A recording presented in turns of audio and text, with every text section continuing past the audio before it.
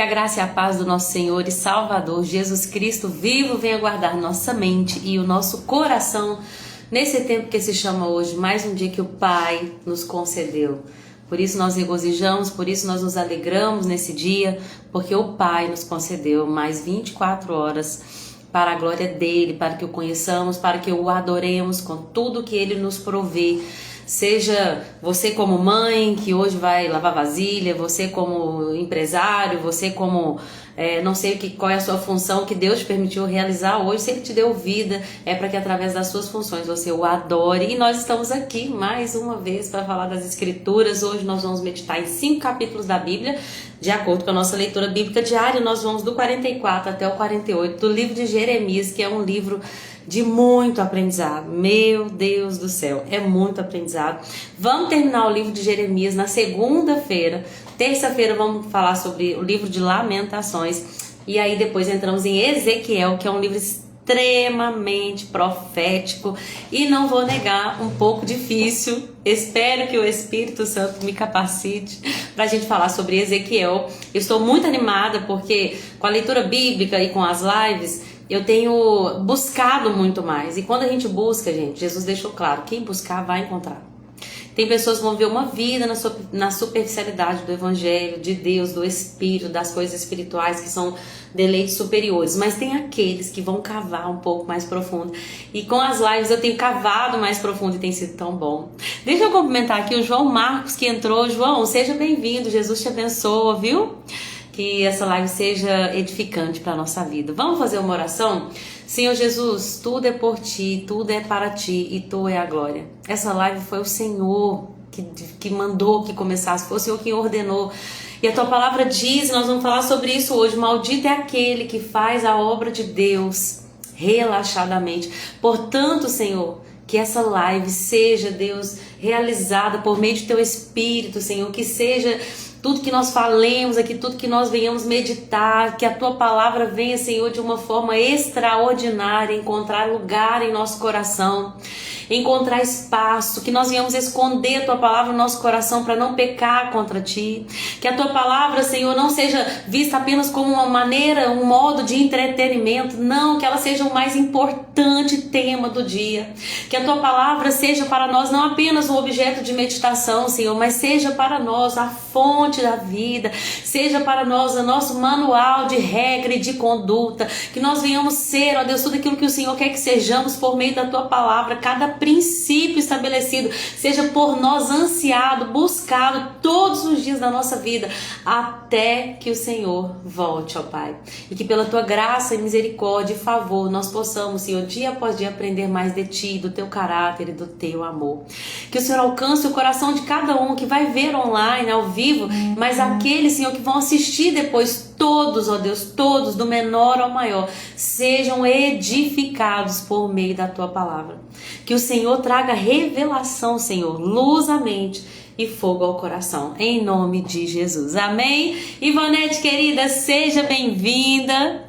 Estamos aqui juntas mais uma vez e hoje nós temos muito para aprender. Vamos lá? Vamos começar com o capítulo 44 do livro de Jeremias. O capítulo 44 começa sobre uma mensagem de julgamento contra a idolatria de quem? Do povo de Israel, que estava no Egito, que tinha fugido para o Egito em desobediência à palavra do Senhor. Lembrando, gente, vamos lembrar aqui, o povo foi... A cidade de Jerusalém, que era uma das poucas que ainda restavam, que ainda não tinha sido destruída por Nabucodonosor e seu exército babilônico, essa cidade foi arrasada. Tudo foi queimado, muro destruído, templo destruído, devassidão. Foi arrasada Jerusalém. Muitos morreram.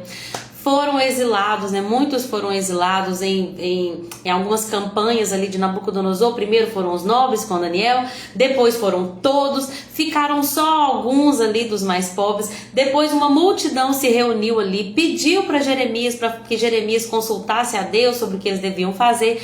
Deus respondeu depois de 10 dias que eles deveriam permanecer em Judá. Mesmo assim eles não obedecem, vão para o norte do Egito, e nas cidades de Migdol, Táfnis e Mênfis, e também para o sul do Egito. Quando eles estão lá no Egito, você sabe o que o povo faz? O povo cai. no pecado da idolatria, que é o que destruiu Jerusalém. Exatamente o que trouxe destruição para o povo de Deus, para o povo que estava lá na terra que Deus havia concedido para eles, que era a terra de Canaã, foi exatamente onde eles continuaram pecando. Eles foram para o Egito e estavam ali com seus ídolos, e os ídolos do Egito, um deles é até mencionado no capítulo, que é a rainha do céu. Eles vão falar com maior arrogância: nós adoramos a rainha do céu mesmo, vamos continuar adorando mesmo, porque quando a gente adora ela, a gente é próspero. Uma coisa assim, terrível. A impressão que a gente tem é: gente, eles não entenderam nada. Isso é muito triste, meu Deus do céu. Dani, seja bem-vinda, querida, minha companheira de lives. Espero que você esteja bem, que o seu dia seja maravilhoso. Assim também o seu, tá, Ivonete? Que Jesus nos ajude, nos abençoe. E aí, gente, então o que acontece? Quando Jeremias está lá, inclusive ele e Baruque foram levados para o Egito também, né, arrastados para o Egito por aquela multidão ali, Deus vai dar uma mensagem para Jeremias para que ele fale para o povo, né? Essa mensagem é uma mensagem de juízo com relação ao povo que estava na idolatria. E aí Deus vai falar para eles o seguinte: olha, vocês viram a calamidade que eu trouxe sobre Jerusalém? Tudo isso porque queimaram incenso, tiveram outros deuses, deuses que nem vocês, nem seus antepassados jamais conheceram. Repetidamente enviei meus servos, os profetas, aqueles que eram os meus porta-vozes, falavam por mim. Eu os alertei, eu deixei claro, dei limites claros, estabeleci a regra, mostrei qual era a minha vontade. Vocês se desviaram, eu lutei para trazer vocês de volta. Como Jesus falou para Jerusalém: ah, Jerusalém, quantas vezes eu quis atrair vocês, aproximar vocês, proteger vocês, deixar vocês debaixo das minhas asas, assim como uma galinha que ajunta ali seus pintinhos. Eu quis que vocês estivessem perto de mim, debaixo das minhas asas. Deus está dizendo: eu tentei, mas vocês continuaram, não deram ouvidos, não abandonaram a perversidade, queimaram incenso a outros deuses. Por isso a minha fúria transbordou. E agora assim diz o Senhor: por que vocês estão destruindo a vocês mesmos? Porque nenhum de vocês sobreviverá. Está falando para esse remanescente que estava lá no Egito, fugido. Porque ficou com medo da guerra, porque ficou com medo de ter que servir a Nabucodonosor, porque ficou com medo da fome, foram para o Egito, onde acharam que aqui vai ter pão, aqui pelo menos não tem guerra, aqui pelo menos não tem convocação para lutar, não tem fome. Isso que eles acharam. Só que Deus está dizendo: por causa disso e da sua idolatria aí, onde vocês estão no Egito, vocês não vão sobreviver, vão destruir a si mesmos. Vocês se esqueceram por acaso dos seus antepassados, tudo que está acontecendo em Jerusalém hoje? Vocês não estão entendendo que é justamente por causa disso? Todos vão morrer. A guerra e a fome de quem vocês estão fugindo vai alcançar vocês lá no Egito. Amém, a paz do Senhor Jesus. Estou um pouco enfermo, mas Deus vai me dar graça. Dani, em nome de Jesus nós oramos para que Jesus te dê a cura completa.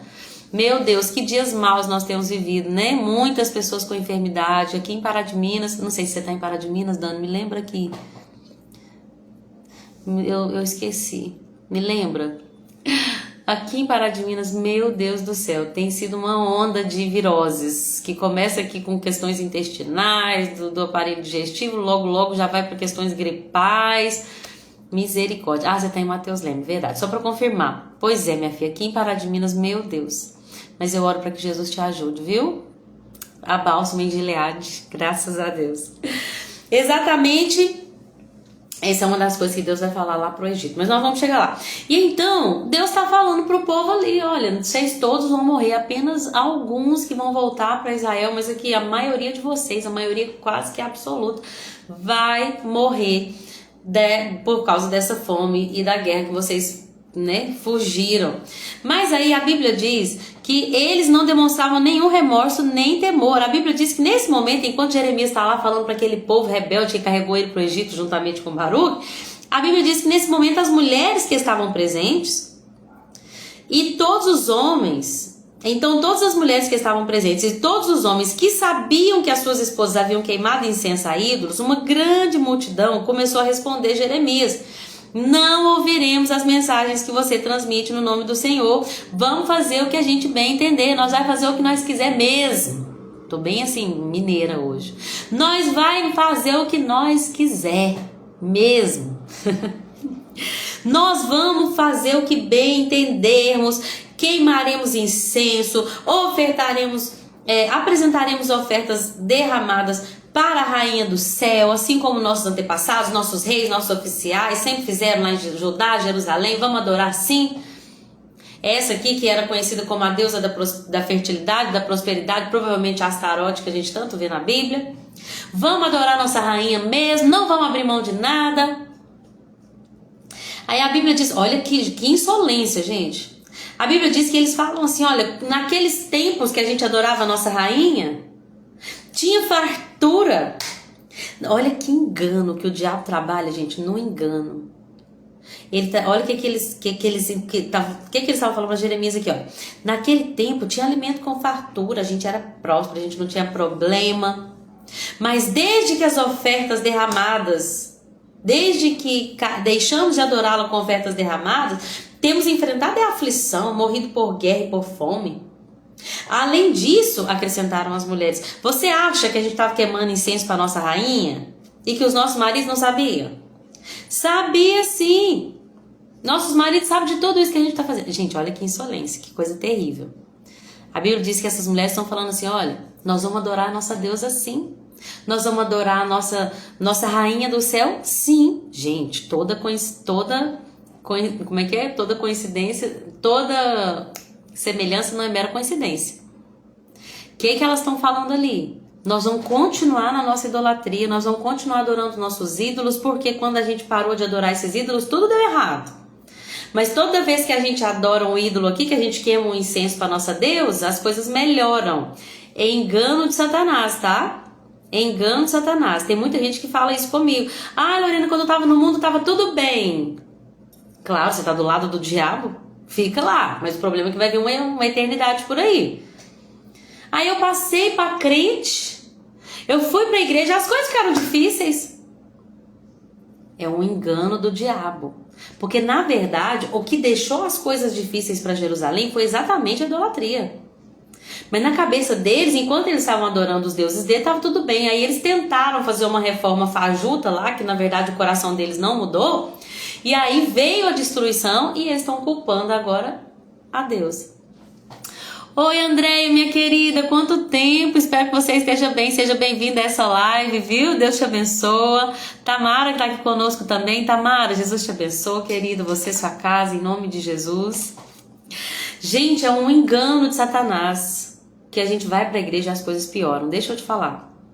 Quando nós buscamos a Jesus, nós sentimos uma paz que excede a todo entendimento. Uma paz apesar de conflitos, de situações, de perda de dinheiro, de perda de saúde. O erro das pessoas é ir para a igreja achando que Deus tem agora que dar dinheiro para eles. Eu dou o dízimo, Deus tem que me abençoar. Eu tô indo para a igreja, não pode ter problema na minha vida. É mentira, porque Jesus nos deixou claro, vocês vão ter aflição nesse mundo.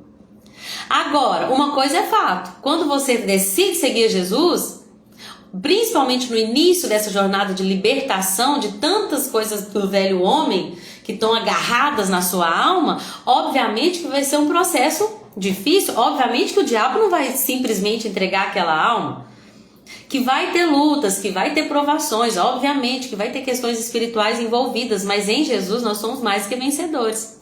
O problema é onde que está a nossa perspectiva de prosperidade. Se a nossa prosperidade, perspectiva de sermos felizes é de coisas nessa vida, que abro aspas, Paulo diz que as pessoas que esperam Jesus só nessa vida são as mais miseráveis, fecha aspas, aí sim, nós podemos até ficar um pouco frustrados com o evangelho. Se a gente espera que o evangelho seja a resposta para os nossos problemas físicos, mentais e financeiros, então realmente nós vamos viver frustrados.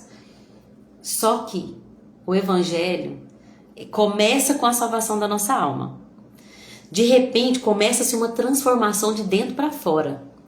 Até que as circunstâncias ao nosso redor, de fato, porque acontece sim, de fato, que Deus, ele é um Deus que honra aqueles que o honram.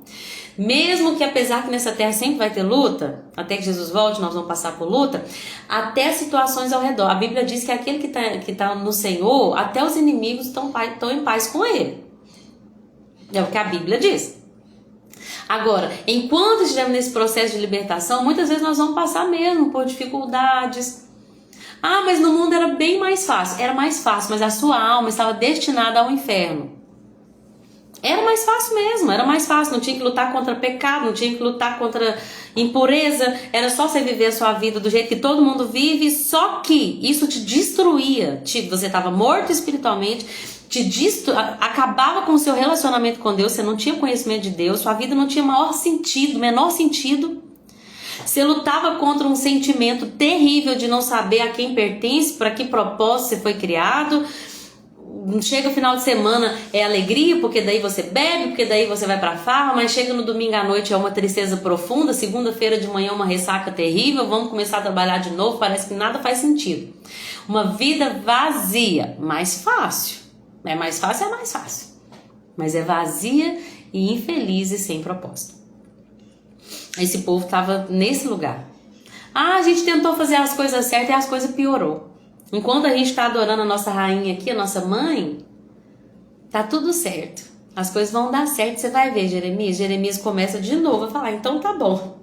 Vocês pensam que o Senhor não sabia que vocês, que os seus antepassados, que os seus reis, que os oficiais, que todo o povo queimava incenso a ídolos na cidade de Judá e de Jerusalém? E é engraçado porque eles falam assim com Jeremias, né? Você pensa que os nossos maridos não sabiam? E aí Jeremias fala, e vocês pensam que o Senhor dos Exércitos não sabia disso? Que vocês estavam queimando incenso a esse Deus nojento, essa deusa nojenta? Vocês pensam que Deus não está vendo essas coisas, suas práticas detestáveis? Olha só, o Senhor fez de sua terra um objeto de maldição, de ruína. A terra de vocês está desolada. Está lá, sem nenhum habitante. Porque Deus não suportava mais suas práticas detestáveis. Todas essas coisas terríveis aconteceram por causa dos seus ídolos, seus tolos. Vocês não obedeceram a sua voz, não seguiram sua lei, seus decretos e seus preceitos. Agora ouçam a mensagem que eu tenho da parte de Deus. Ei, Jesus. Vocês provaram com as suas ações que estavam falando sério. Agora, eu tenho uma mensagem. Assim diz o Senhor, nenhum judeu que está na terra do Egito vai pronunciar o meu nome. Inclusive, uma coisa interessante é que depois do exílio, o nome do Senhor se tornou impronunciável. Entende-se que muitos dos judeus, para não quebrar o mandamento de não falar o nome do Senhor em vão, nesse momento de exílio, eles pararam de usar o nome do Senhor, que é o tetragrama que hoje a gente se refere como Yahvé, como Jeová, mas não se sabe exatamente qual era a pronúncia do nome de Deus, aquele que foi revelado para Moisés lá na sarça ardente. E na história a gente vai ver que foi exatamente no exílio que foi perdida essa pronúncia, porque o zelo dos judeus que foram espalhados, que foram dispersos, fez com que eles parassem de falar o nome de Yahvé, né? Que eu gosto de chamar de Yahvé, mas que não se sabe essa pronúncia ao certo. E então nesse período perdeu-se. Eles pararam de chamar Deus pelo próprio nome, começaram a chamar Deus de Senhor, né? De Adonai. Então aqui, inclusive nessa parte, vai falar sobre isso. Depois eu quero fazer uma pesquisa melhor, porque eu esqueci de pesquisar sobre isso. Que fala, nenhum judeu na terra do Egito vai pronunciar o meu nome. Nenhum de vocês invocará o meu nome, nem o usará para jurar. Tão certo como vive o Senhor soberano. Por quê? Eu os vingarei para trazer sobre vocês a calamidade. A calamidade a qual vocês tanto fogem, vai alcançar vocês aí no Egito. Aí no 28 mostra que vai ter um remanescente ainda. Apenas uns poucos escaparão da morte e voltarão do Egito para Judá. Então todos que vieram para o Egito saberão quais palavras são verdadeiras, se são as minhas ou se são a deles. O que é verdadeiro? Será que seguir a rainha mãe verdadeiramente vai dar prosperidade para nós? Bom, quando a guerra alcançar o Egito e a maioria de vocês for morto por causa da guerra, vocês saberão quem era de fato o profeta do Senhor, quem falava a verdade. A Bíblia diz que as palavras do Senhor se cumpririam e que Deus os castigaria ali. Inclusive, quando a gente vai estudar, a gente vai ver que de fato aconteceu isso, né? A maioria dos judeus que foram exilados para o Egito foram mortos ou por causa da guerra, ou por causa de invasões, ou por causa de guerras internas. Eles foram ali aniquilados. Apenas um pequeno remanescente que sobreviveu. Inclusive, uma coisa que eu não falei é que esse capítulo 44 é conhecido como o último confronto entre o profeta e o povo. A partir de então, não, tem o capítulo 45, mas o capítulo 46, 47 e 48, nós vamos ver algumas mensagens de juízo.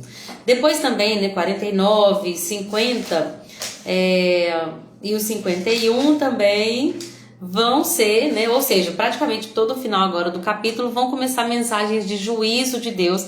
Assim como nós lemos isso muito em Isaías, Deus vai pronunciar através de Jeremias mensagens de juízo a respeito do Egito, da Filístia, de Moabe, de Amon, de Edom e de outras cidades também e países, acabando com o destino final, que é o da própria Babilônia, que foi usado por Deus como instrumento ali, né, para que muitas nações bebessem do cálice do furor, do cálice do vinho do furor da ira de Deus, né? Houve, deixa eu ver onde é que eu tô aqui. Então, esse capítulo 44, falando sobre os judeus, né, que permaneceram na Babilônia, e aí tem o capítulo 45, gente, que permaneceram no Egito, desculpa, tô um pouquinho confusa. Permaneceram no Egito, que fugiram para o Egito, né? Enfim, as palavras do Senhor se cumpriram, esses judeus morreram por causa de guerra, por causa de invasões, de guerras internas, e apenas um pouco remanescente que de fato voltou para ajudar, exatamente como Deus havia dito. O capítulo 45 do livro de Jeremias é um dos capítulos de Jeremias que todas as vezes que eu passo por ele, Deus fala muito comigo. Muito comigo. Eu me sinto um Baruque, gente. Eu me sinto Baruque e Deus chamando minha atenção todas as vezes que a gente chega nesse capítulo, toda vez que a gente está em agosto e a gente chega nesse capítulo, a leitura desse capítulo é sempre no dia 29 de agosto, né? Eu acabei de me lembrar aqui que hoje é aniversário da minha irmã querida, que sempre assiste as lives. Mano, te amo, você é um exemplo para mim de mãe, de mulher, de Deus, de adoradora.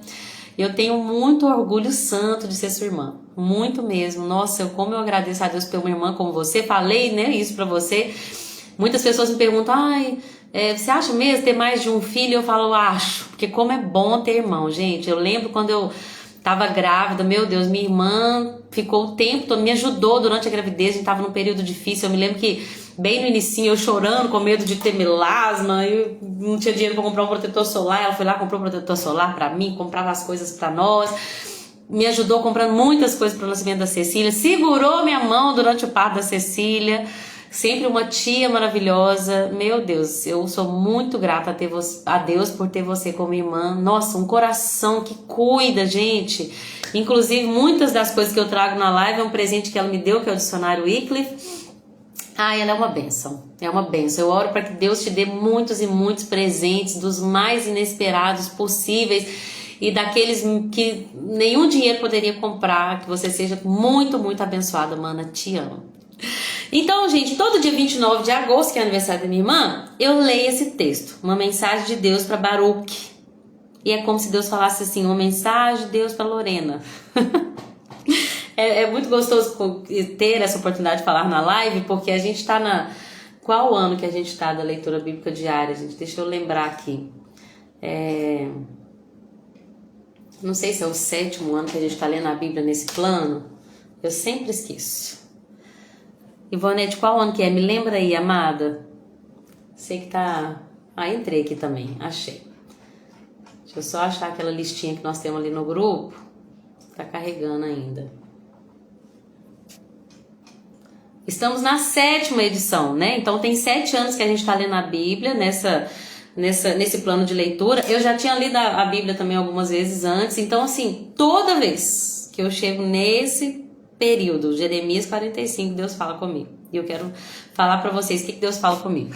A Ivonete disse que ama demais a Ruth, vocês são minhas filhas do coração. Ah, nós te amamos também, Ivonete, você é uma bênção para nossa vida. Meu Deus, realmente muito carinhosa, muito cuidadosa.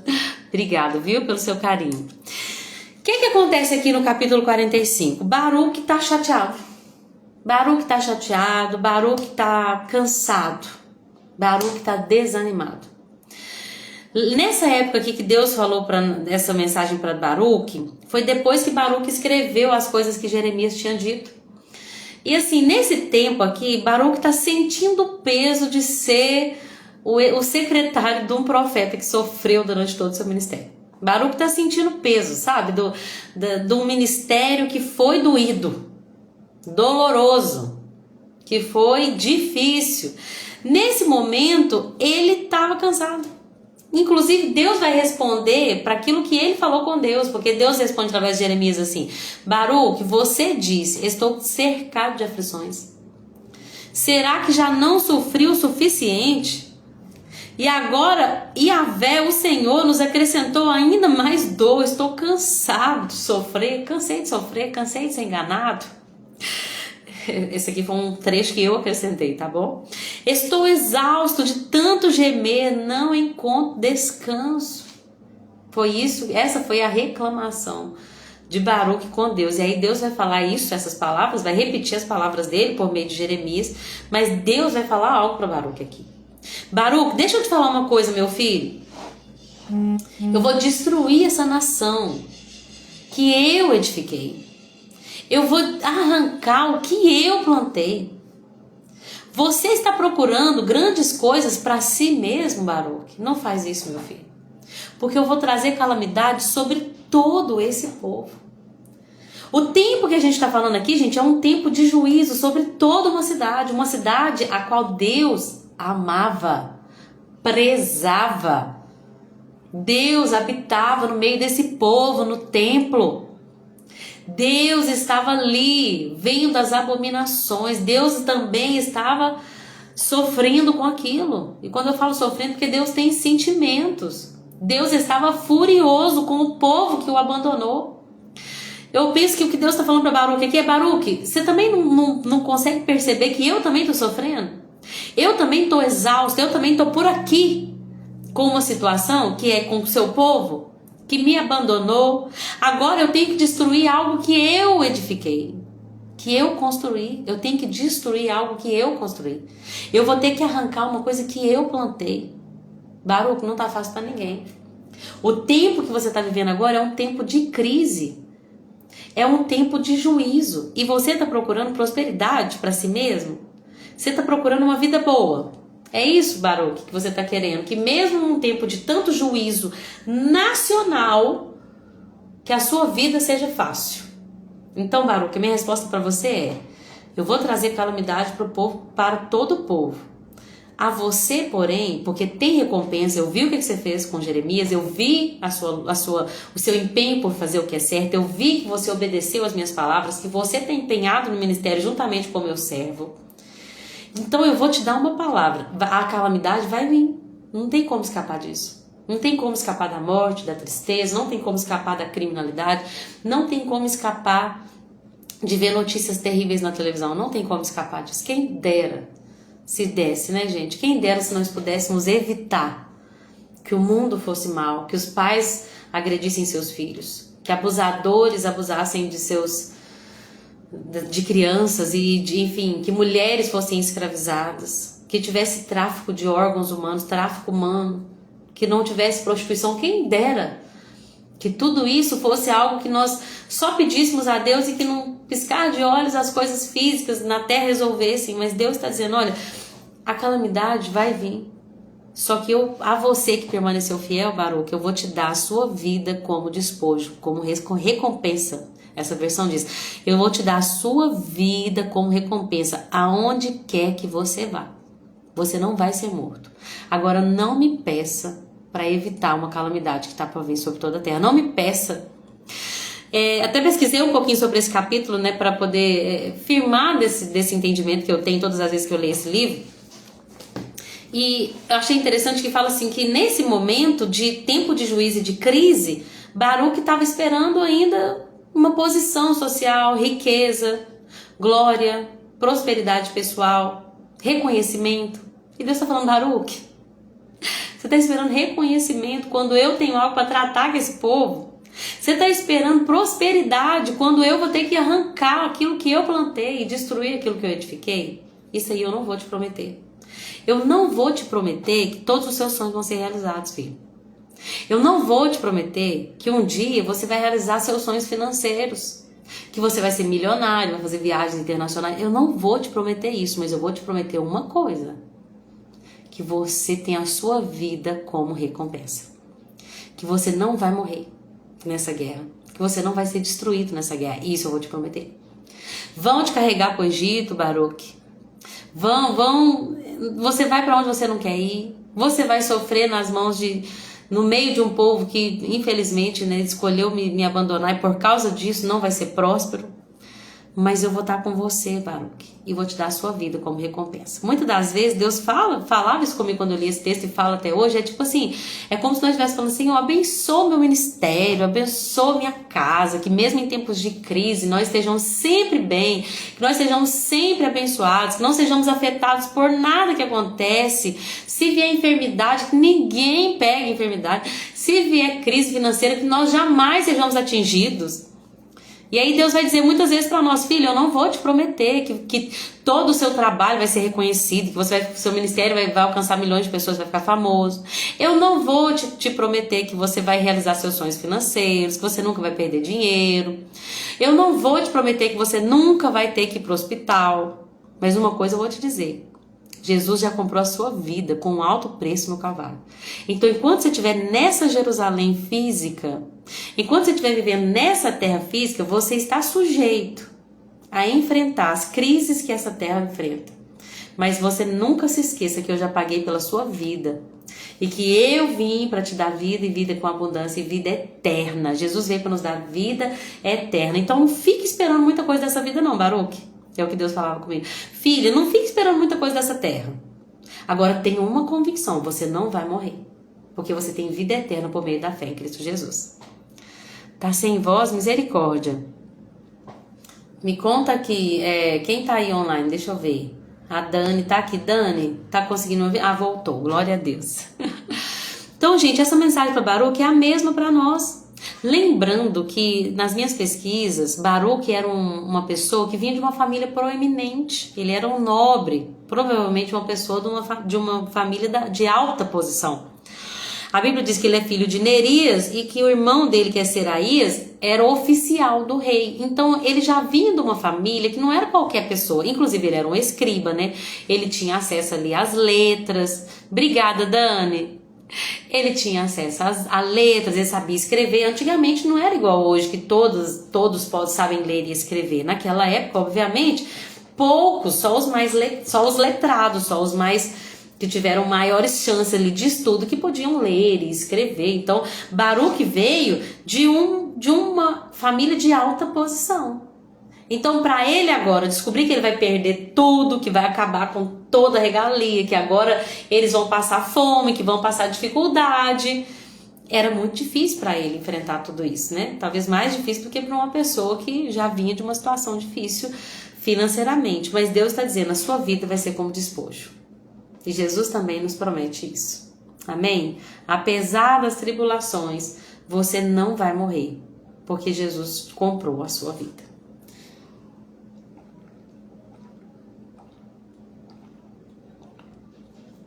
Agora, não fica colocando expectativa nessa terra não, minha filha.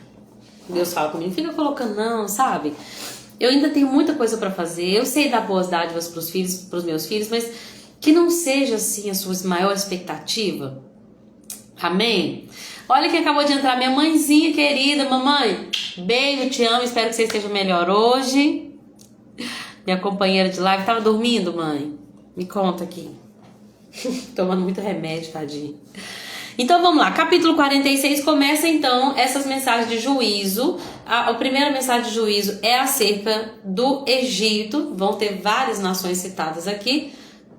E aí a mensagem de juízo para o Egito é uma mensagem que vai falar, que vai vir, né, um povo e que vai destruir, inclusive esse povo, né, foi o próprio Nabucodonosor. Jeremias consegue ver o exército egípcio fugindo, apavorado. Eles que contavam vantagem, agora na verdade vão sofrer com uma enchente, e a enchente simboliza essa água simboliza destruição, né? Vai vir como uma enchente esse exército babilônico. Vocês vão sofrer. Inclusive versículo 11, olha o que Deus fala para os egípcios: suba a Gileade para buscar remédio, ó filha virgem do Egito, mas de nada adiantarão seus muitos medicamentos, pois não há cura para você. Meu Deus, de nada adiantarão seus muitos medicamentos, pois não há cura para você. E aí vai falar uma mensagem sobre como Deus vai castigar, né, o faraó, vai castigar os governantes, vai castigar o povo. É uma mensagem de juízo sobre o Egito, mas no final dessa mensagem de juízo, Deus vai falar uma coisa para o povo dele. Vai falar assim, ó, embora o Egito vai ser destruído. Ah, você tá na casa da Aline, mãe, tá bom então. Tá bom, manda um abraço pra tia, viu? Um beijo. Embora o Egito vai ser destruído, vai ser humilhado, vai ser feio a queda do Egito, Deus começa a falar uma mensagem para o seu próprio povo. Fala assim, mas o meu povo, Jerusalém, não se esqueça. Vocês são meus servos, não tenha medo, não desanime, Israel, porque eu vou trazer você de volta. Seus descendentes vão retornar do exílio. Israel vai voltar a ter uma vida de paz e sossego. Ninguém vai o assustar. Deus começa a dar uma mensagem aqui de restauração para o seu próprio povo, uma coisa linda que reafirma a sua aliança com Israel. Não tenha medo, meu servo Jacó, pois estou com você. Lembrando que está falando para um povo desterrado, desabrigado, sem identidade, que está sofrendo, que está padecendo. E Deus está dizendo, olha, não esquece, meu povo, vou trazer vocês de volta, tá? Não precisa ter medo, um dia não vai ter inimigo mais contra você, um dia ninguém vai assustar mais você.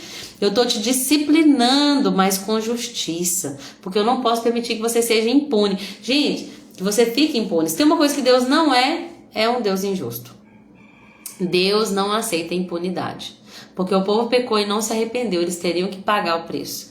E era isso que estava acontecendo. Mas Deus está falando, embora eu esteja castigando vocês pelo pecado de idolatria, de me abandonar, eu estou dizendo, não precisa ter medo, porque eu estou com vocês. E eu continuo nessa aliança. Amém? O Egito, a mensagem do Egito é, vocês vão ser destruídos, desolados, mas um dia a terra vai ser habitada novamente, assim como foi no passado. De fato aconteceu, né? O Egito sofreu muito por causa de guerra. A primeira batalha que foi contra Nabucodonosor ali em Carquemes, e depois outras batalhas também que assolaram o Egito, e é nesse tempo que o povo que estava lá também sofreu. Amém? O povo judeu que estava lá também sofreu. Capítulo 47, um capítulo muito pequenininho também, vai falar sobre, lembrando que na leitura de hoje a gente vai até o 46, mas hoje eu vou falar o 47 e o 48, porque aí na segunda-feira eu termino Jeremias, pra gente ficar em dia, tá bom? Já que é uma mensagem mais fácil de falar aqui na live, eu vou terminar à frente, um pouquinho à frente hoje. Nesse capítulo 47, a mensagem é contra a Filístia. Lembrando que o povo filisteu eram inimigos históricos de Israel. Lembra lá de Davi, lá atrás, Saul estava lutando contra os filisteus, né? E ali naquele momento levanta um gigante que era filisteu, o gigante de Gate, né? Que era outra cidade, né? Não a Filístia. Mas, enfim, todo o povo filisteu era um povo que sempre estava ali na cola de Israel. Sempre foi ali uma pedra no sapato de Israel. E agora Deus vai falar para esse povo também a mensagem de juízo. Vai falar, vai ter terror, vai ter fome, vai ter guerra, vai ter destruição. Amém? Me lembrei de algumas coisas que eu queria falar rapidamente aqui. Duas coisas, tá? Eu queria me retratar, não sei se é essa palavra. A primeira, é porque duas coisas que eu falei errado. Na verdade, uma, eu falei eu fiquei de falar com vocês que eu ia fazer a conta de quantos anos mais ou menos, desde Jonadab, quando ele começou a falar para os seus descendentes para não comer vinho, daí que surgiram os recabitas, lembra? Nós fizemos uma conta aqui por alto, desde o início do reinado de Jeú, que era uma pessoa com quem Jonadab se afiliou ali, né, para destruir a casa de Acabe, até o finalzinho ali, quando o finalzinho do reinado de Zedequias, quando Jerusalém foi destruída, foram mais ou menos 250 anos. Então, quando Deus chamou Jeremias para se assentar com os recabitas, já tinha ali 2 séculos e meio que eles seguiam as ordens do seu antepassado, que era Jonadab, e Deus estava falando, olha, um povo que continua seguindo a ordem de um homem que já morreu há 250 anos e não consegue seguir a voz de um Deus que é eterno e que os criou, né? Eu fiquei de olhar isso. Outra coisa que eu precisava falar é porque eu falei que Sansão bebeu vinho. E aí eu me lembrei que não era exatamente assim que está escrito na Bíblia, né? A Bíblia fala que no primeiro casamento dele, ele foi para um... Eu me lembro deixa eu colocar aqui de novo, gente. Eu pesquisei, mas... Sansão bebeu bebida forte. Ele foi para um... A Bíblia diz que tem uma passagem bíblica, deixa eu confirmar aqui, que é Juízes 15, 19. Ele foi tipo para um banquete, deixa eu achar aqui. Não, 15, 19 é outro.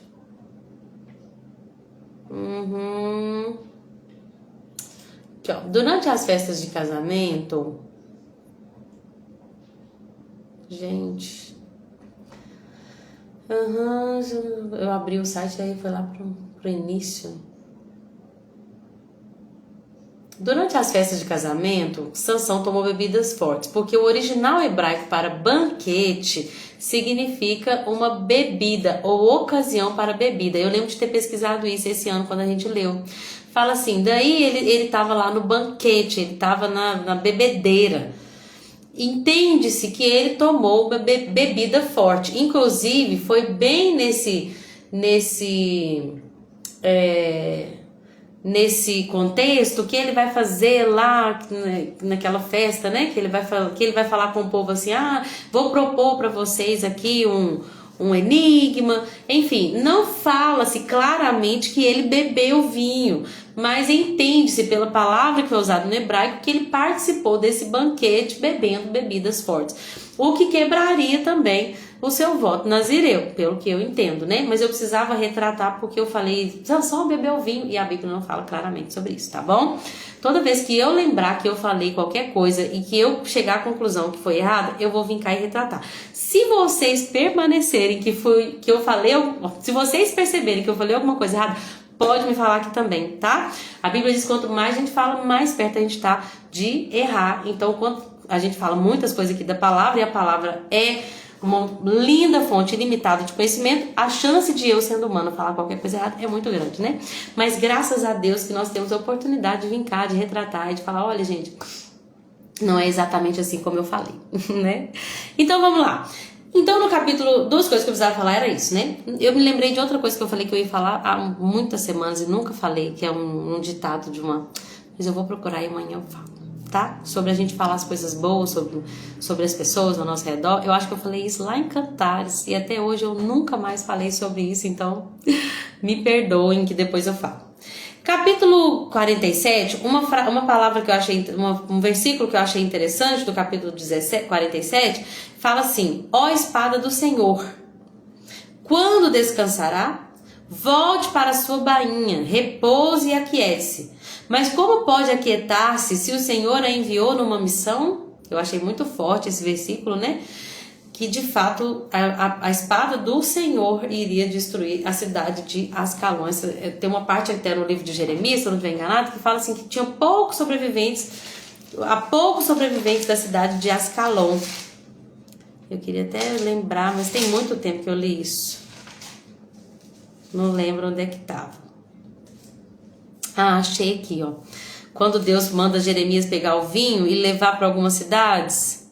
Deixa eu ver se é isso mesmo. Dei ao rei da Arábia, aos reis da cidade filisteia de Ascalon, Gaza, Ecrom e ao que resta em Asdod. Não, falei errado, tá vendo? Novamente. É outra cidade que tinha pouco sobrevivente, era Asdod. Mas vamos lá então. O capítulo 48 é uma mensagem a respeito de Moabe. E vai falar muito sobre o orgulho de Moabe. Gente, o orgulho sempre nos levará à queda. O que é orgulho? É você achar que você é suficiente, que você não precisa de ninguém, que você é muito talentoso, inteligente, que você é tão importante que se não tiver você dentro da igreja, a igreja não vai para frente, porque você é uma pessoa muito importante. Se não for você na sua família não vai para frente. O orgulho é muito perigoso. Se não for eu na minha empresa não vale nada. Porque eu sou ótimo. Eu sou uma pessoa assim necessária e quase que eu não preciso nem de Deus, porque eu preciso só de mim mesmo. Esse é o princípio do orgulho. É de achar que só as suas coisas são boas, que todo mundo tá errado, só você que faz a coisa que é certa, que todo mundo tem o coração ruim, só o seu coração é bom. A Bíblia diz assim que Deus vai falar para Moabe que eles confiaram em sua riqueza e em sua habilidade, que por causa disso seriam capturados. O Deus deles, que era o Camus, seria levado para terras distantes. Moabe terá vergonha de Camus, versículo 13, fala assim: como o povo de Israel se envergonhou do bezerro de ouro de Israel. Tem uma parte que fala sobre a presunção do povo, deixa eu olhar aqui. Olha aqui, conheço a sua, versículo 29, Moabe, seu orgulho, todos nós ouvimos falar do orgulho de Moabe, pois seu orgulho é muito grande. Sabemos de sua soberba, sua arrogância, seu coração altivo, era um povo orgulhoso. Moabe vai simbolizar isso também, né? Do orgulho humano que veio ali com a queda da humanidade, porque o primeiro pecado foi o orgulho, né, de Satanás, que levou à sua queda também. Conheça a sua arrogância, seu coração altivo, conheça a sua insolência, mas sua arrogância é vazia, tão vazia quanto os seus atos. O versículo 31 é muito bonito porque fala que Jeremias vai chorar pela destruição de Moabe. Jeremias é conhecido como profeta chorão por presenciar toda a destruição do seu povo, mas ele não chorava só por seu povo. Ele também chorava e se entristecia ao ver quanta tristeza Moabe iria passar. Que coisa linda, né? Mostra a empatia do profeta, mostra como ele realmente sofria a dor das pessoas, mesmo elas sendo inimigas do povo de Deus. A Bíblia diz que vai destruir Moabe, vai dar um fim para Moabe, vai acabar com Moabe, vai ter choro, vai ter tristeza, vai deixar de ser nação, vai ser terrível. Um versículo que eu acho muito bonito do capítulo 48, muito bonito não, muito forte, acho que é mais forte que bonito. É o versículo 10 do capítulo 48, que fala assim: maldito todo aquele que não cumprir diligentemente o trabalho do Senhor, ou maldito todo aquele que faz a obra de Deus relaxadamente, que impedir sua espada de derramar sangue. A Bíblia vai dizer aqui, o que é a espada do Senhor? É o juízo que viria sobre Moabe. Qual que era a obra do Senhor aqui? Era a destruição desse povo. Quem seria o instrumento que iria fazer essa destruição? O exército babilônico. Então nós vamos entender que Deus está falando, olha, todo aquele que não cumprir a palavra de Deus diligentemente, ou seja, aquele que faz essa obra relaxadamente, com negligência ou hesitando, toda essa pessoa é maldita. Mas aquela que ouviu a palavra de Deus e fez com diligência, com devoção e de todo o coração, é uma pessoa bendita. E isso é importante a gente entender no contexto aqui que está falando sobre o exército babilônico, como que viria, como de fato o instrumento de Deus e que viria de forma diligente para aplicar a palavra de Deus que viria o juízo de Deus sobre Moabe. É muito lindo porque a gente vai entender que todas essas mensagens para as nações mostram que o nosso Deus está acima da nação de Israel. Ele não é só o Deus de um povo, ele é o Deus de toda a terra. Ele é soberano, ele é rei e ele tem o governo do mundo. Se ele quiser, ele destitui reis. Se Deus quiser tirar o Trump do poder, ele tira o Trump, ele tira o Lula, ele tira o Putin, ele deixa quem ele quiser pela permissão dele, ele tira quem ele quiser, ele abate quem ele quiser. Nabucodonosor, lá em Daniel, nós vamos ver que teve uma época da vida dele, por mais que era o homem mais importante do mundo da época dele, teve uma época que ele deixou o orgulho subir no coração. E sabe o que aconteceu? Ele ficou doido. As unhas cresceram e ele ficou igual um animal mesmo. Teve que ficar separado, teve que afastá-lo do reinado por um tempo, do governo por um tempo, porque ele ficou e virou um animal. agir como um animal. O que Deus está falando? Estou no controle de todas as coisas, estou no governo de todas as coisas, nada na terra acontece sem a minha permissão. Não esqueçam que eu sou o Deus de todos os deuses e o rei de todos os reis. Amém? Para podermos terminar, o versículo que eu falei que é muito forte, nos faz meditar sobre como nós temos feito aquilo que Deus quer que nós façamos. Maldito aquele que faz a obra do Senhor relaxadamente. Aquilo que Deus já nos deu como palavra, para aquilo que nós temos que fazer, nós estamos fazendo com diligência, com devoção, com alegria de todo o coração? Ou será que, muitas das vezes eu vejo isso, as pessoas assim, para o emprego que é a fonte de renda, eu dou o meu melhor, porque aqui se meu patrão me vê, eu tenho chance de ganhar um melhor salário, eu tenho chance de elevar o meu nível, de ganhar um cargo melhor. Mas muitas vezes quando é para Deus, que é aquele que é o rei do universo, não, isso aqui é para Deus, isso aqui dá para fazer quando der, dá para fazer de qualquer jeito, se não der a gente não faz, se der a gente faz porque é para Deus. Vocês já viram quantas pessoas falam assim, não, Deus não quer saber de cantar porque as pessoas cantam bonito não, Deus quer que canta de todo o coração. De fato, Deus olha o coração, mas vocês já perceberam como que lá no mundo as bandas tocam com excelência? Toca de maneira esplêndida. O guitarrista é maravilhoso, a vocalista faz aula de canto e ela dá o melhor da técnica vocal. E na igreja pode ser tudo trabalhado, porque não importa se estiver desafinado, não. Deus olha o coração. Deus merece o melhor. Jesus merece o melhor. Jesus merece o melhor. Maldito aquele que faz a obra de Deus relaxadamente. E eu penso muito nisso quando eu faço as lives.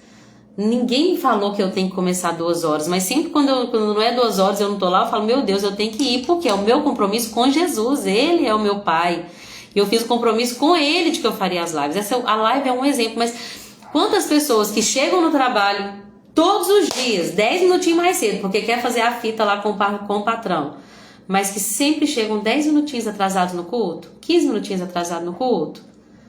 Quantas pessoas que tem que fazer qualquer coisa, faz em casa, dá o melhor, lava o banheiro que fica um tringue, assim, sabe? Fica brilhando. Mas se eu tenho que limpar alguma coisa ali para ajudar a igreja, vamos fazer rapidão aqui que eu tenho que ir embora fazer o meu almoço.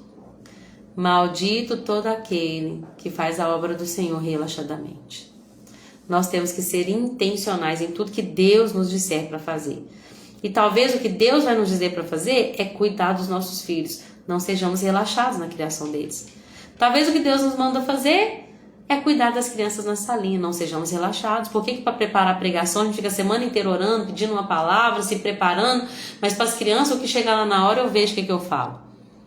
É só para distrair aqueles meninos, para não atrapalhar o culto. Não. Jesus amava as crianças. Os discípulos tentaram afastar as crianças de Jesus, ele ficou indignado. Você sabe que palavra que usa? Indignado. Jesus não fala, a Bíblia não diz que ele ficou indignado quando estava tentando atirar a pedra na mulher pecadora, não. Não fala, Jesus ficou indignado que queria atirar a pedra nela. Não. Mas tentaram tirar as crianças de perto de Jesus e ele ficou indignado.